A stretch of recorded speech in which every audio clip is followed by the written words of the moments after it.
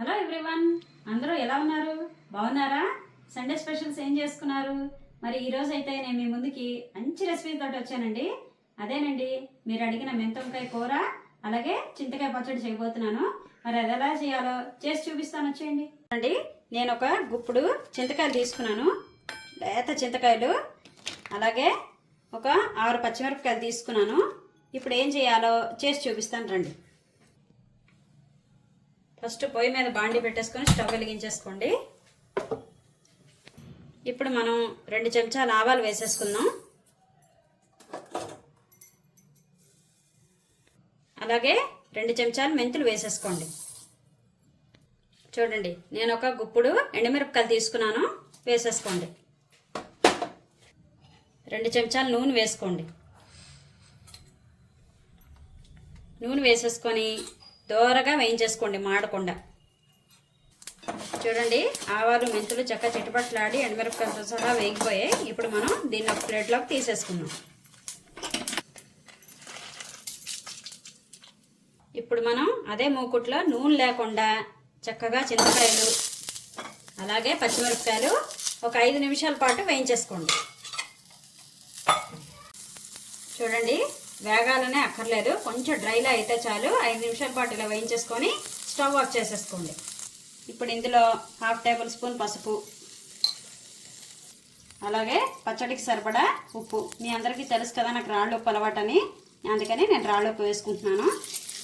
ఇప్పుడు ఈ వేయించిన మెంతులు, ఆవాలు, ఈ చింతకాయ పచ్చిమిరపకాయలు చల్లారనిద్దాం. చూడండి, ఇవి చల్లారేలోపు మనం వంకాయ మెంతికారం చేసుకుందాం.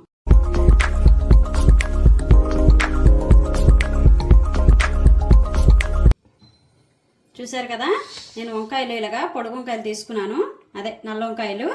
ఇలాగ తీసుకొని ఇలాగ పొడుగ్గా కట్ చేసుకున్నాను. కట్ చేసుకొని ఇప్పుడు దీనికి ఏం చేయాలో చూపిస్తాను.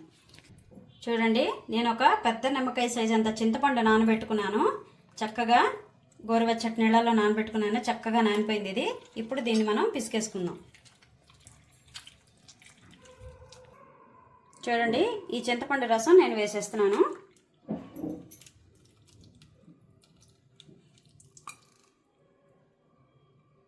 చూడండి, ఫస్ట్ టైం వేసుకున్నాను కదా, సెకండ్ టైం ఇంకోసారి నీళ్లు పోసుకొని ఇంకోసారి మొత్తం గుజ్జు తీసేసి అందులో వేసేసుకోండి.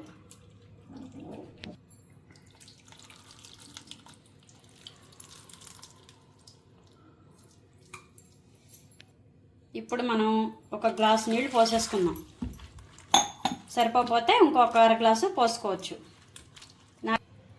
నాకైతే గ్లాస్ నీళ్ళు సరిపోయాయి కాబట్టి నేను ఇంతే వేసుకుంటున్నాను. మీకు ఒకళ్ళు ఎక్కువ చేసుకున్నప్పుడు ఎక్కువ నీళ్లు పడితే కనుక వేసుకోండి. ఇప్పుడు 1/2 టేబుల్ స్పూన్ పసుపు వేసేసుకుందాం. అలాగే కొంచెం ఉప్పు వేసుకోండి. వంకాయ కంట రాకుండా ఉంటుంది, చేదు రాకుండా ఉంటుంది. ఇప్పుడు దీన్ని ఒక్కసారి ఇలా చక్కగా చేత్తో కలిపేసుకోండి. కలిపేసుకొని ఒక 50-60% మనం దీన్ని ఉడకనిద్దాం. చూడండి, ఆవాలు, ఎండుమిరపకాయలు, మెంతులు చల్లారిపోయాయి. ఇప్పుడు మనం దీన్ని పొడాడించేసుకుందాం.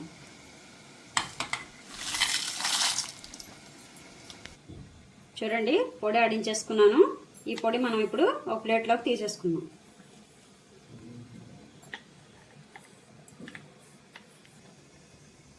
చింతకాయ పచ్చిమిరపకాయలు అవి కూడా చల్లారిపోయి దీన్ని కూడా ఇప్పుడు మనం మిక్సీ ఆడేసుకుందాం.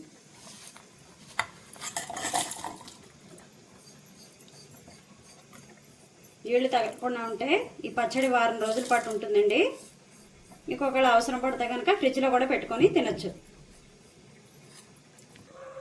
చూసారు కదా, అయిపోయిందండి పచ్చడి. ఇప్పుడు మనం దీన్ని ఒక బౌల్లోకి తీసేసుకుందాం.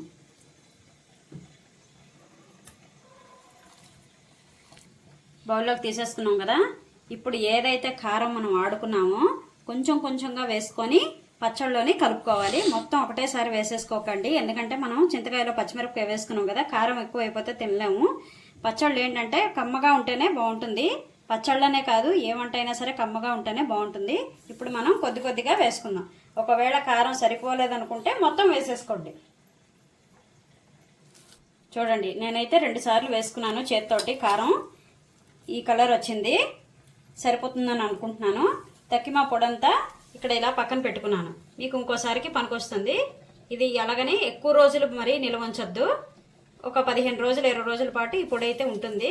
మీరు ఏదైనా పులుసులు అవి పెట్టుకుంటే చాలా బాగుంటుంది. తోటకూర పులుసులోని, లేదా మామిడికాయ పప్పులోని, తోటకూర పప్పుల్లో ఈ పొడి వేసుకోవచ్చు, యూజ్ చేసుకోవచ్చు. ఇప్పుడు మనం దీనికి ఇంగువ పోపు పెట్టుకుందాం. ఇప్పుడు పొయ్యి మీద బాండీ పెట్టేసుకొని స్టవ్ వెలిగించేసుకోండి. ఇప్పుడు ఒక 5-6 చెంచాలు నూనె వేసేసుకోండి. ఎందుకంటే పచ్చడికి సరిపడా కొంచెం కావాలి కాబట్టి 5-6 చెంచాలు వేసేసుకోండి. చూసారు కదా, నేను మిగిలిన పొడిని ఇలా స్టోర్ చేసి పెట్టుకుంటాను. నేనైతే ఆవు పులుసుల్లోని, పప్పుల్లోని నేను వాడుతూ ఉంటాను అన్నమాట. 1/2 టేబుల్ స్పూన్ ఆవాలు వేసుకోండి. ఆవాలు చిటపట్లాడాక అప్పుడు ఇంగు వేసుకోండి. ఇంగు ముందు వేసేసుకుంటే మాడిపోతుంది. ఇప్పుడు ఇంగు వేసుకోండి, సరిపోతుంది మాత్రం ఇంగువ. స్టవ్ ఆఫ్ చేసేయండి. చేసేసి ఈ ఇంగు నూనె పచ్చళ్ళలో వేసేసుకోండి.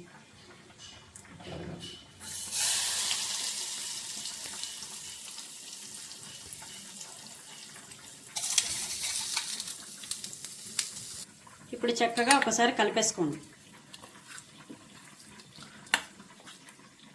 పచ్చళ్ళకి నూనె ఎక్కువ ఉండాలండి, అలాగని ఎక్కువ పోసేసుకోకర్లేదు. కొంచెం ఉంటేనే బాగుంటుంది, లేదంటే పాడైపోతుంది.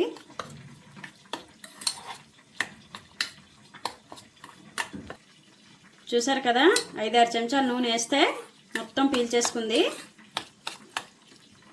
ఇంతేనండి, చింతకాయ పచ్చడి రెడీ అయిపోయింది. ఇప్పుడు మనం వంకాయ ఉడికిందో లేదో చూద్దాం రండి. చూసారు కదా, వంకాయ అయితే ఉడికిపోయింది. దీన్ని మనం స్టవ్ ఆఫ్ చేసేసుకొని చల్లారి పెట్టేసుకుందాం. ఇప్పుడు ఈ వంకాయని ఇలాంటి చట్రంతో చక్కగా నీళ్ళు ఓడేలా తీసేసుకోండి. తీసేసుకొని ఇలా ప్లేట్లో ఆరబెట్టేసుకోండి. మరీ ఏమి ఎక్కువసేపు ఆరక్కర్లేదు.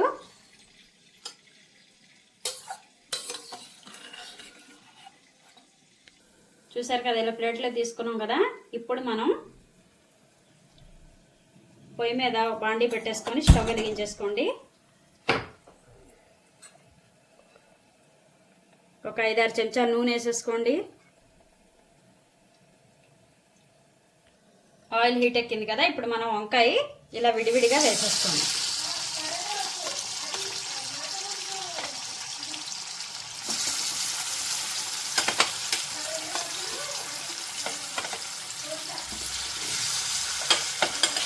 చూసారా, ఇలా విడివిడిగా వేసాం కదా, వెడల్పుగా వేసుకోండి. దీన్ని ఇప్పుడు చక్కగా వేగనిద్దాం. చూసారు కదండి, వంకాయ బాగా వేగింది. ఇప్పుడు మనం వంకాయ ఉడికేటప్పుడు కొంచెం ఉప్పు వేసుకున్నాం కాబట్టి ఇప్పుడు కొంచెం మెత్తనుప్పు పైన కొంచెం జల్లుకోండి. ఉప్పు సరిపోదు, చప్పగా ఉంటుంది. ఉప్పు వేసుకున్నాం కదా, ఇప్పుడు చక్కగా కలిపేసుకోండి. మనం వంకాయ నూనెలో వేయిస్తాం కాబట్టి వంకాయ ఎక్కువసేపు ఉడికించుకోకర్లేదు. 50-60% ఉడికితే సరిపోతుంది. చూసుకొని తీసేసుకోండి ఉడికేటప్పుడు, లేదంటే ముద్ద అయిపోతుంది. చూడండి, నేను ఏదైతే కూర పొడి మెంతికారం అంటానో అది ఇదేనండి. ఆల్రెడీ మన ఛానల్లో ఇది రెసిపీ చేసి నేను పెట్టాను. కూర పొడి అలాగే చారు పొడి రెసిపీ చేసి పెట్టాను. మీరు అందులో ఛానల్లోకి వెళ్ళి చూసుకొని ఎలా చేయాలో చూసుకొని చేయండి. చేసి ఇలాగా వంకాయ కూర చేసుకోండి. ఇప్పుడు మనం ఈ మెంతికారం వేసేసుకుందాం. ఒక 2 చెంచాలు వేసుకోండి.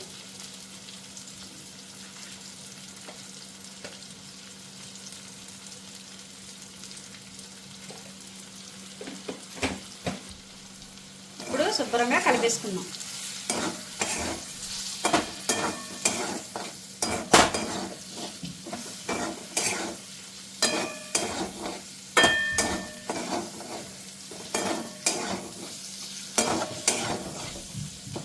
కారం వేసాక ఒక 5 నిమిషాలు ఉండనివ్వండి. ఇప్పుడు మనం స్టవ్ ఆఫ్ చేసేసుకుందాం. స్టవ్ ఆఫ్ చేసేసుకొని ఒక బౌల్లోకి తీసేసుకుందాం.